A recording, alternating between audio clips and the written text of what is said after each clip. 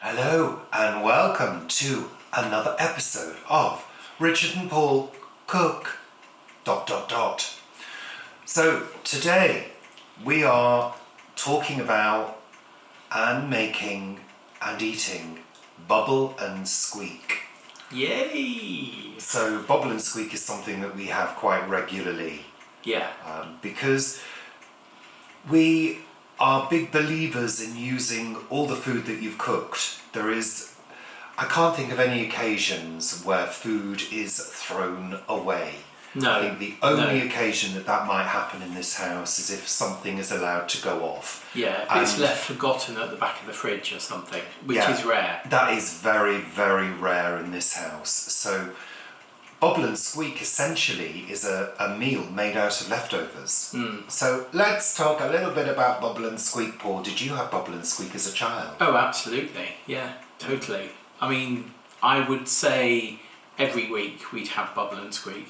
It was a thing really where, because it's made mainly nowadays of vegetables, leftover vegetables. So we would very often have a roast on a Sunday and there'd be vegetables left over. And because Mum ran the bed and breakfast and evening meal, there was always leftover vegetables because the guests might not eat everything that they were offered. So there'd be leftovers, and as a family we would have those leftovers because it would be a cheap meal, basically. Well, I think that's the thing, isn't it, about Bubble and Squeak? It is a cheap meal, but the whole thing around leftovers, I think it's kind of fallen out of fashion because I think people have been so used to buying, pre-packed food, ready meals that are, only a certain size, whereas in the olden days, I think people were much more likely to have larger families, have to cook for more people, and very often you might cook extra for subsequent meals. Yeah, of course, I mean, absolutely. nowadays, because you've got the appliance on, you may as well cook more. But nowadays, of course, people don't necessarily eat that way. They don't plan meals that way. I think a lot of people just go to the supermarket on the way home. I think they do. I mean, many people that I know, they do that. Hence the rise of the small express-style supermarkets. Yeah, closer to home on the out-of-towners. Or en route from home near a tube station. Yeah. I used to do that. I used to go home from work in my 20s and just pick something up from Budgeon's on the way home. There are other express supermarkets. Or I'd pop to Covent Garden and pick something up from Tesco Express at Covent Garden. Which was big. It was a pretty big Tesco Express. Yeah, but it was still an express supermarket. Yeah. People were still going in and out picking up lunch or something quick for the evening meal. Anyway, to go back to leftovers, Bubble and Squeak, traditionally, if you go back, I think, to the 1700s, it would have been cabbage and meat. Right, because those were mainstays, really. Yeah, exactly. And this will sort of link back in with what we were talking about just a moment ago. But it became, traditionally, later on, potatoes and cabbage. I can see that. Yeah. So, which is where it gets its name from, because when you put those two things together and fry them in a hot pan, it will make a bubbling and a squeaking noise, and hopefully we're going to witness that later. Yeah, hopefully.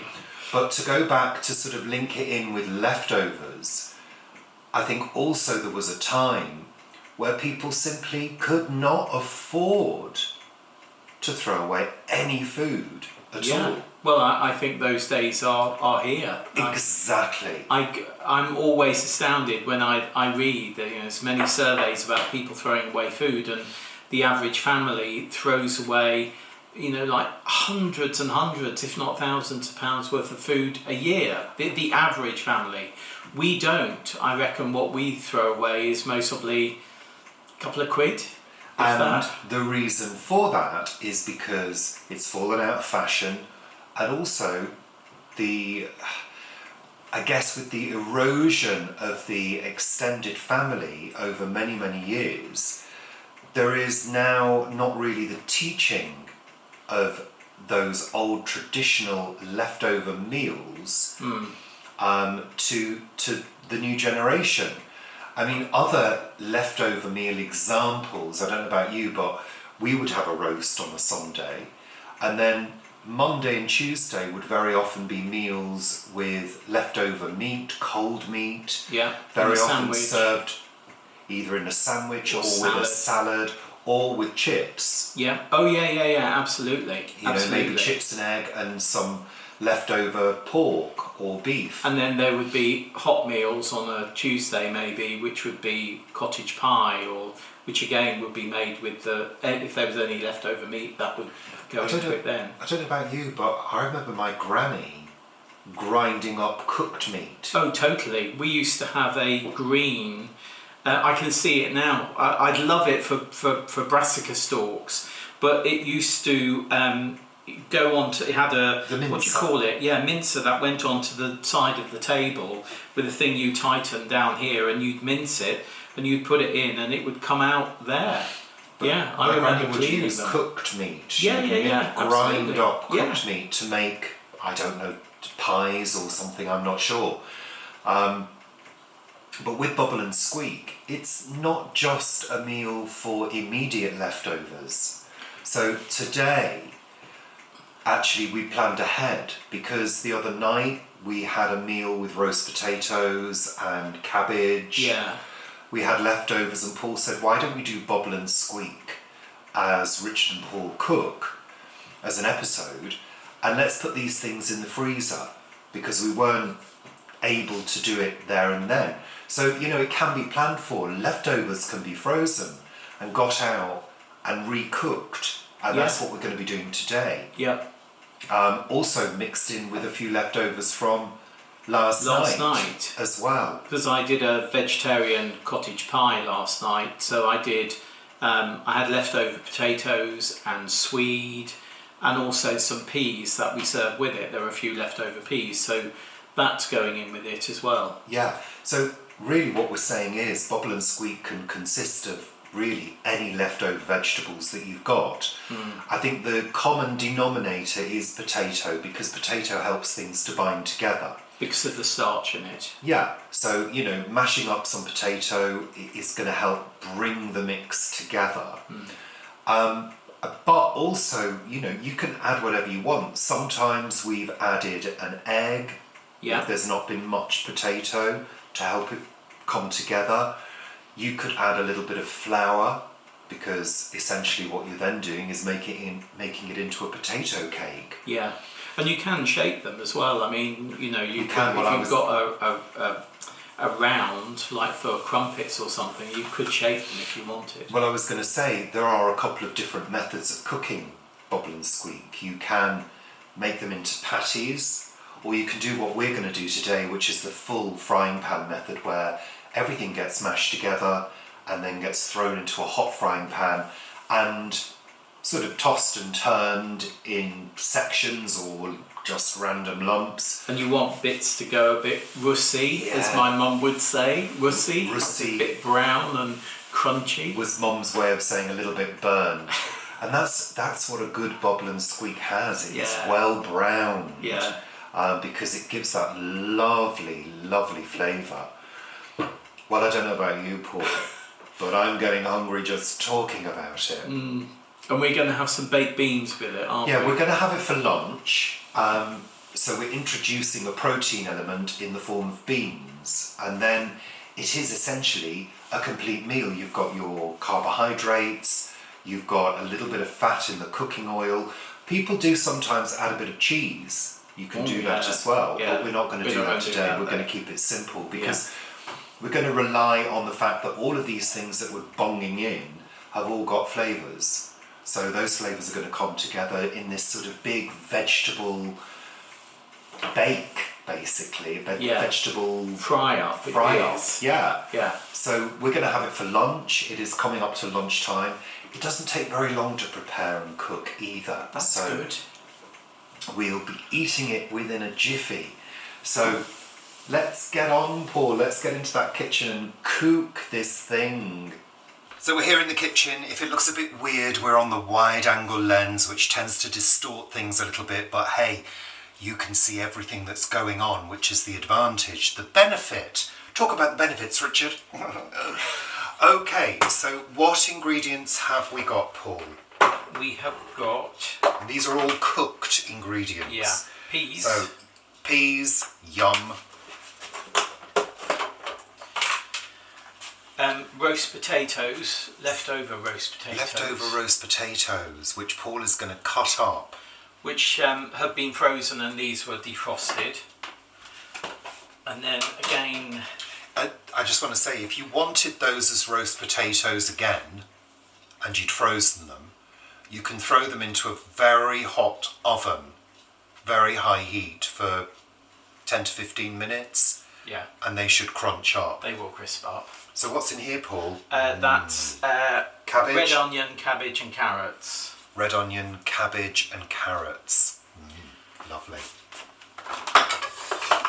And then, left over from last night, potatoes and swede. Potatoes and swede. What do they call the swede over the pond? Is it turnip. Oh, rutabaga. Yeah. Rutabaga. So what we're going to do is, I'm going to use a saucepan to mash up this stuff. And I'm using a saucepan because I don't want to scratch my lovely mixing bowl. But then I'm going to combine everything once it's mashed in the mixing bowl. Paul's going to cut those potatoes up. Yeah, there we go. Let's get on.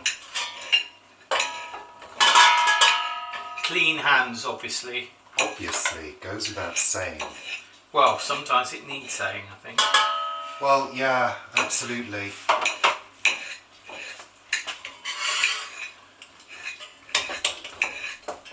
All I'm doing is just giving them a good mash. Doesn't have to be like a creamed potato or anything like that.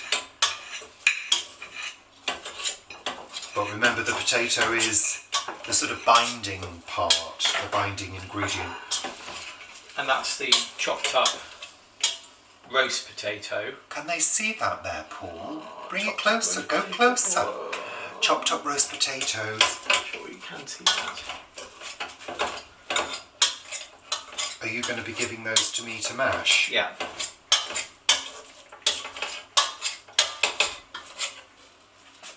Okay. That's good.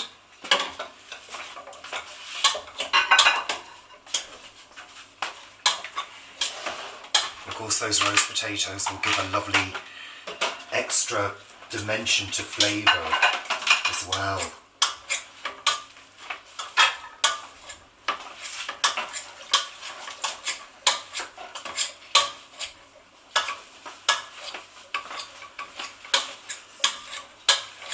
It's looking nice.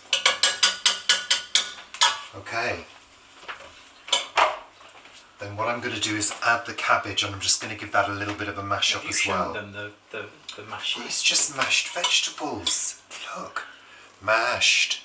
Yum. I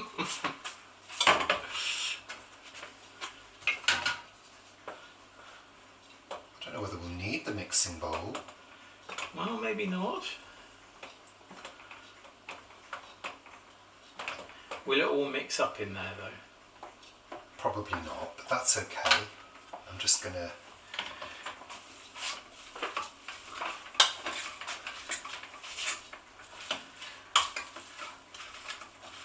I can't remember what we had the cabbage and carrots and onions with. No. Sausages? Sausages, yeah. And gravy. We did, yeah.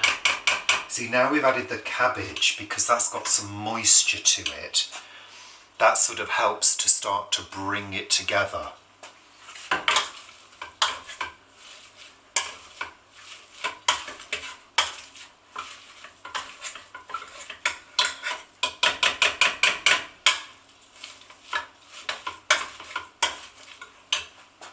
Put more in.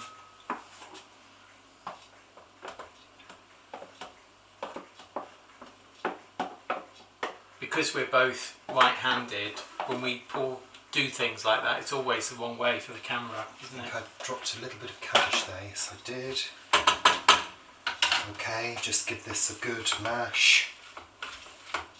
This is probably the hardest part.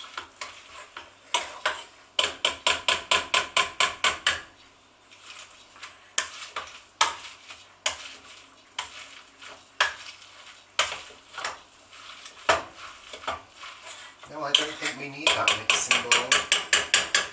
I move it over the other side carefully. Yeah, don't touch my mixing bowl. I'm not allowed to. He's not allowed to touch that. No. Because I know what'll happen, it'll get chipped or scratched. And I treat it like a baby. He does. Yeah. Because it's very precious to me. It was given to me by a very dear friend. I think that's mashed now, isn't it? Almost there. You're going to mash up the peas as well? I'm not going to mash up the peas, I'm going to fold the peas in. Fold in the peas. Fold in the peas. I'll just have that knife, Paul, just to get the other any bits little off. bits off the masher. We don't want to waste any of that lovely cabbage. Now, some people will add things like finely chopped onions as well. Yeah, could you do. can do that for an extra bit of flavour. Thank you, Paul, my sous chef. We're going to add some freshly ground black pepper.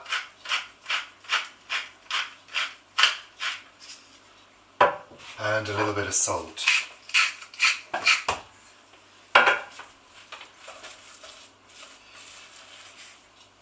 Don't worry, I'll show it to you once I've mixed in the peas.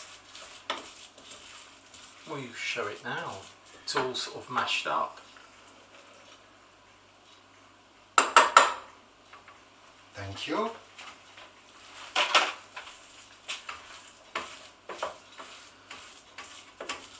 It's nice colours now with the cabbage and the swede in there and the peas And the carrots. and the carrots.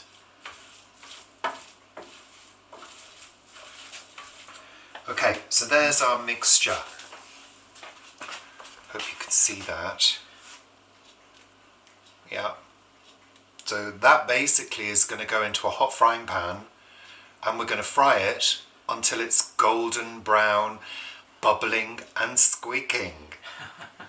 And you're going to turn it, aren't you? You're going to turn it and stir it. You're going to see all of that now.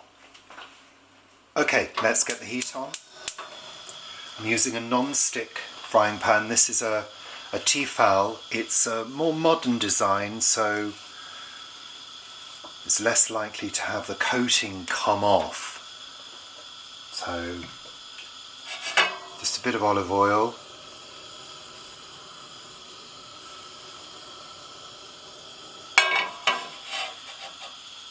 We want to get that nice and hot. These do have an indicator in the centre which sort of tells you when it gets hot, but I think over time they sort of run out. Of course, you can always test the temperature of a frying pan by dropping a little bit of the mixture in, but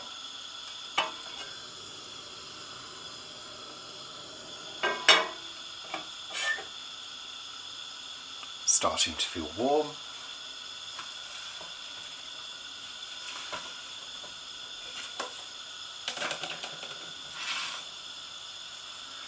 Don't worry about how you get it into the frying pan.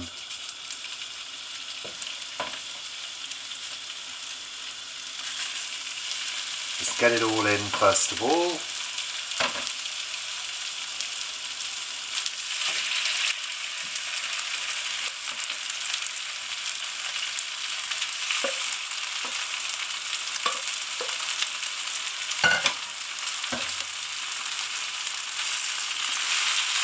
Just flatten it down.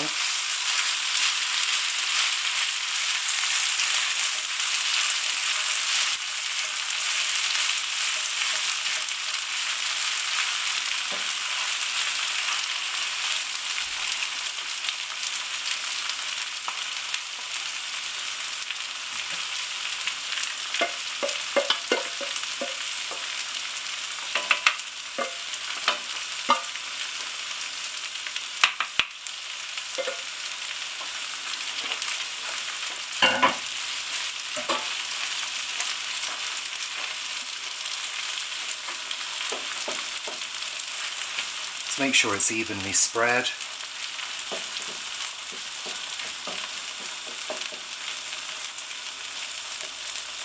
I think in the US you might think of this as a hash.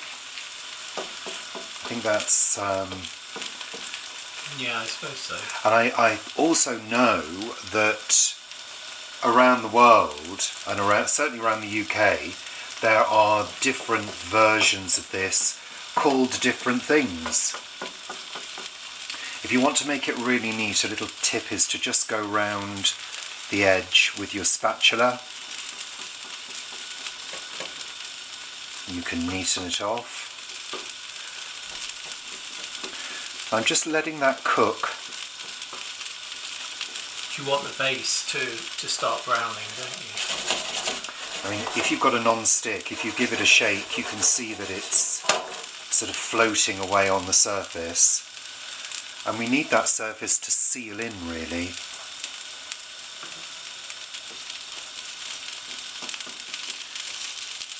Of course, you know, cooking is quite a sensual thing as well. You know, if you can smell that you think it's starting to brown, and I'm kind of just getting that sense of it maybe starting to brown, you can check.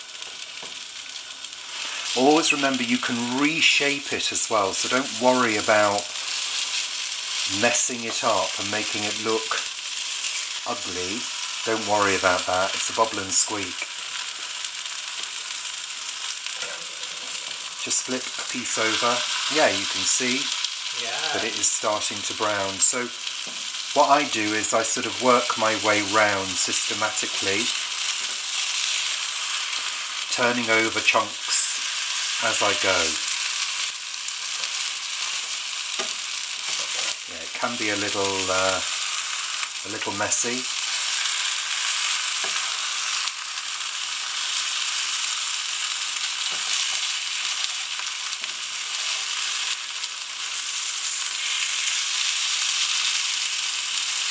You can hear the sound of it, can't you? Why it's called Bubble and Squeak.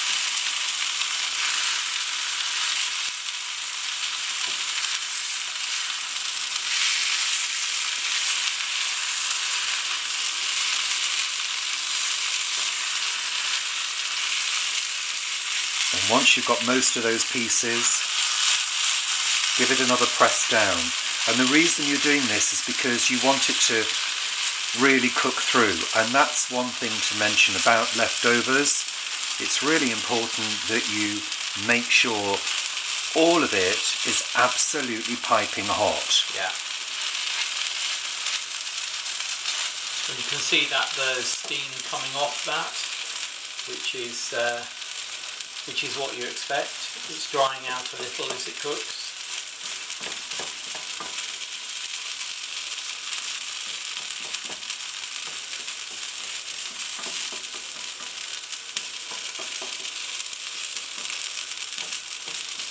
You can't really overcook a bubble and squeak. You can go as brown as you like it. We kind of like a good amount of brown, slightly crispy bits. So as you've noticed, I'm keeping the heat on full, not turning it down. I guess I might turn it down if I wanted to keep it warm while I'm heating up the baked beans. You could of course put it into the oven to keep it hot if you're cooking it as part of a breakfast. Bubble and squeak is great with a vegetarian sausage, maybe a couple of fried eggs. Of course, like Paul said earlier, the steam is also an indicator of things getting nice and hot.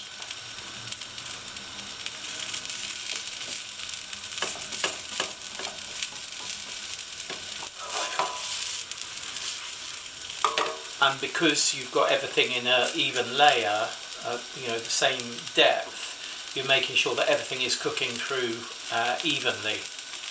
So you don't have any coal bits going in there. It'll all be hot.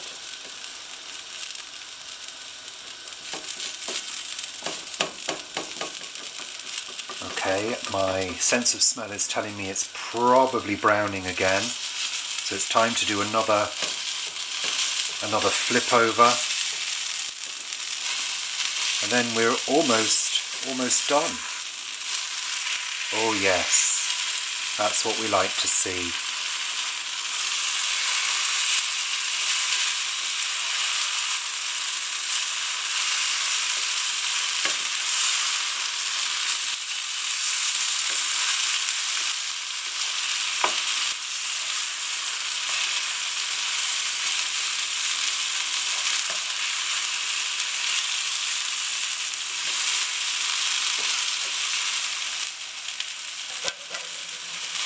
Okay, and we're going to spread it out again.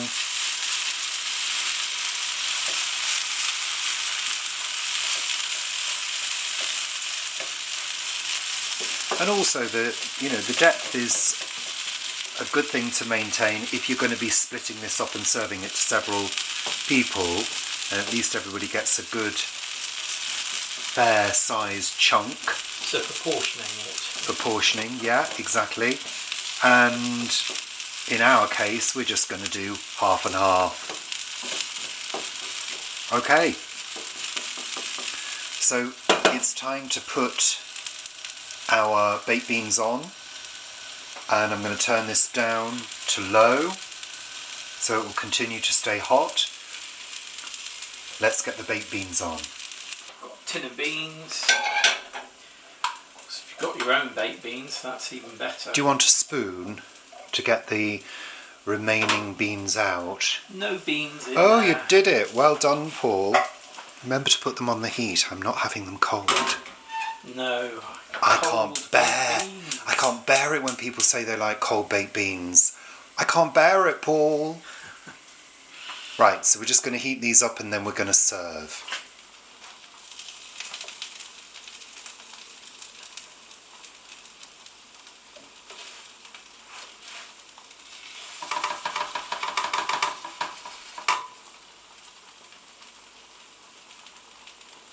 Oh, feeling a bit warmer now. I had to take my top and my scarf off because, yeah, I was really feeling it. Wow, look at that for a big plate full. That's a substantial meal. Yeah, big plate full of goodness. It means we're not going to be having a big meal tonight. No. Definitely not.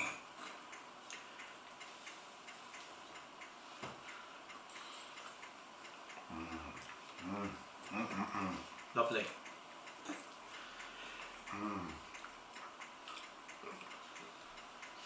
The combination of the vegetables and the salt and pepper is just such a comforting dish to make. It really is. Yeah, and it also feels like a new meal, even though it's made of leftovers. It's sort of got no semblance to what it was as leftovers, if you see what I mean, which is quite nice as well. Well, it's kind of like those vegetable bakes that you used to get from Marks and Spencer's. Yeah. They used to do a Bubble and Squeak one, I'm They sure. did, yeah. I think it had breadcrumbs, didn't it? It was breadcrumbs or something. Yeah, I mean, you could do that as well. You could do patties and coat them in breadcrumbs if you wanted to. Or what did I use? As a breadcrumb alternative. What was it? Was it semolina? Semolina, yeah. Like Or polenta. Polenta. Yeah, anything like that. And of course, it's a really easy thing for kids to get involved with as well, Yeah. because it's just mashing stuff up. I mean, traditionally, I think people would have a fruity sauce with it, or a brown sauce, or ketchup as well. You mean an HP sauce? HP, If yeah. you say fruity Yeah. sauce, people are going to get the wrong idea, Paul. Well, HP fruity sauce is a thing.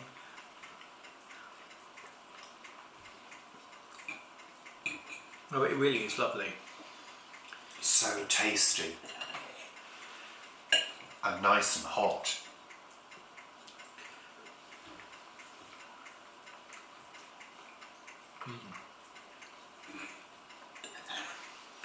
I mean, it's such a good meal and it's so tasty. It's always good to make sure you have some leftovers so that you can do it.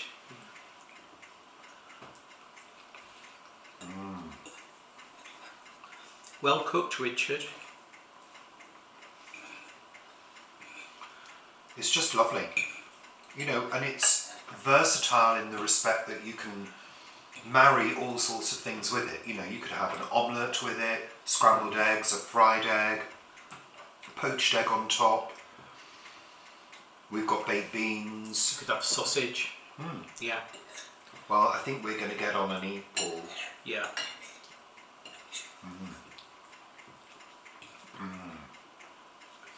Nice. Thanks very much for watching, and we'll see you very soon for another episode of Rich and Paul Cook. I think next time, I've got a feeling we're going to be in Guernsey again. Not physically, but cooking another Guernsey dish. Think so.